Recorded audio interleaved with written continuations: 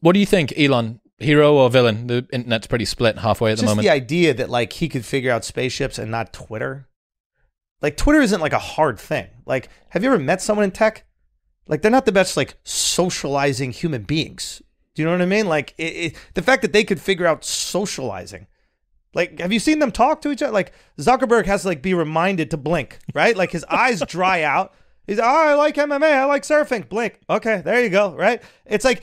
So it's like these aren't the people that are good at socializing, and they figured out apps around socializing.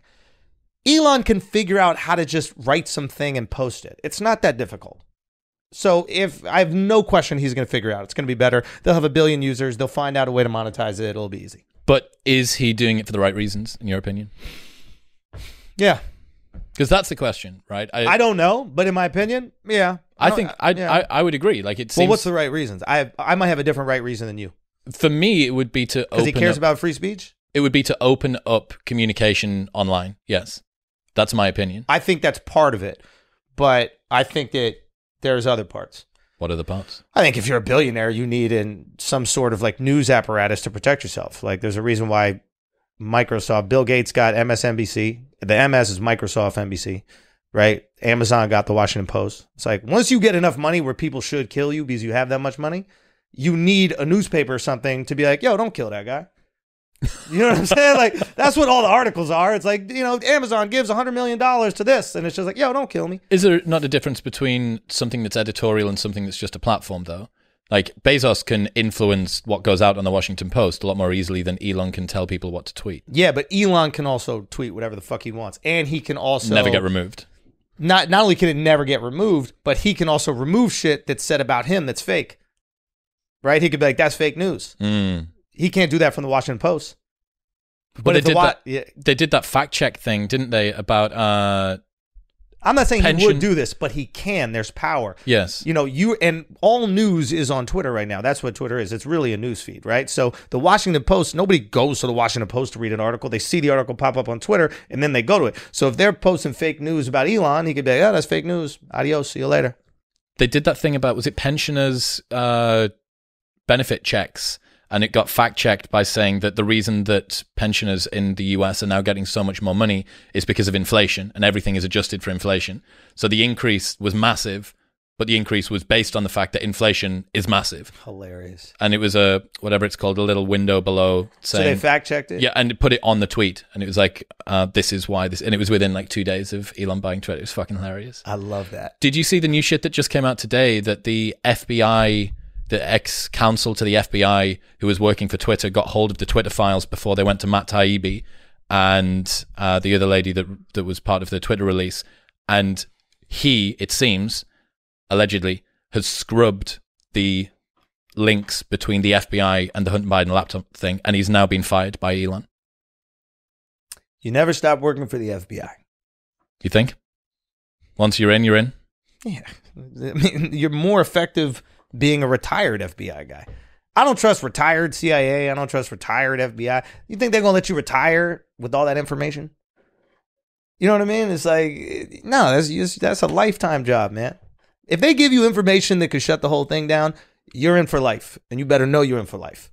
It's not like you do your 20 years and you write your tell-all book. We don't got that many tell-all books, right? We got the Confessions of an Economic Hitman. He just said the shit that we all know. He didn't really say anything. And also, he's a scumbag for that. Don't like do it, profit off of doing it, and then write a book about how bad it is and then profit off of that. That's the Liver King arc. That's what's coming next for the Liver King arc. Which is what?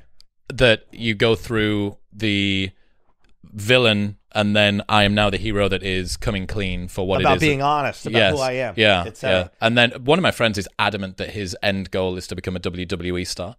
Like I think Alex asked him, and he was like, we were like, do you do wrestling? He's like, oh, I'm 45. And then he goes, no, like WWE. So he actually thought that he meant like be a wrestler, yes. like do some MMA shit. Yeah. He was like, nah, but I don't know if he's going to do the WWE. Maybe, but yeah, go do it.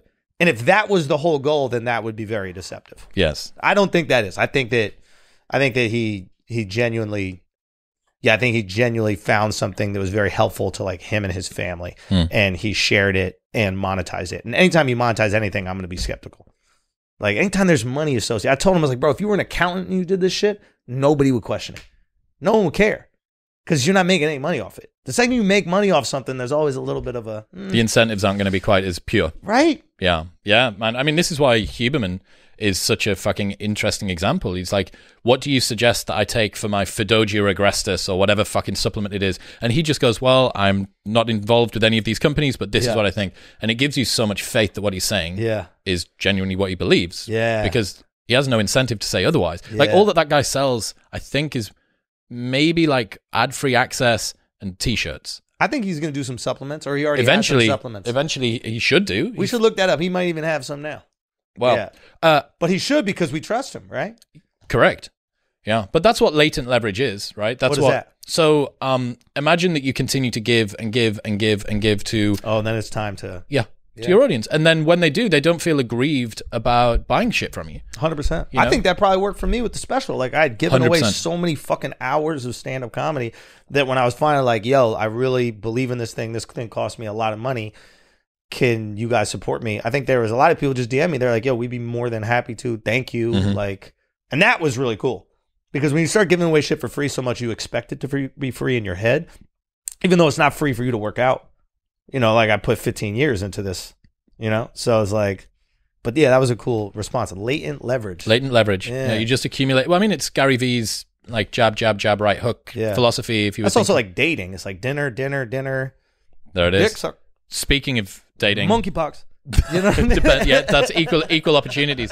In other news, this episode is brought to you by Whoop. It is the best fitness tracker that I have ever found. It's the only one that I've ever stuck with, and it tracks absolutely everything from my sleep to my recovery, even the workouts that I do every single day through this strap, which is on 24/7. My resting heart rate and my heart rate variability, and even how much I'm breathing throughout the night, tells me my quality of sleep. It gives me trends and reports over time. But the most important thing is it actually nudges my behavior through suggestions in an app. It's a digital coach, not just a fitness tracker, and it encourages me to change my behavior that will improve my health over the long term. Even better than that, you can join for free, pay nothing for the brand new Whoop 4.0 strap, and get your first month for free. So you buy it for free, try it for free, and if you do not like it after 29 days, they'll give you your money back. Head to join.whoop.com/modern wisdom to sign up right now. That's join.whoop.com/modern wisdom. What's happening, people? If you enjoyed that, then press here for the full, unedited episode.